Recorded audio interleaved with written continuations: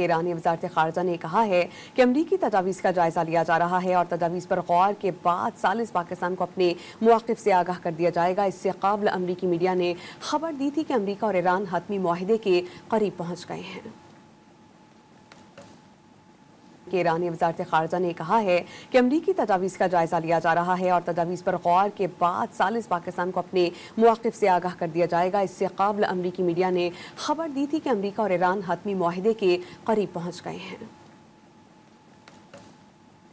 ईरानी वज़ारत ख़ारजा ने कहा है कि अमरीकी तजावीज़ का जायज़ा लिया जा रहा है और तजावीज़ पर गौर के बाद सालिस पाकिस्तान को अपने मौक़िफ़ से आगाह कर दिया जाएगा। इससे क़ब्ल अमरीकी मीडिया ने खबर दी थी कि अमरीका और ईरान हतमी मुआहिदे के करीब पहुँच गए हैं।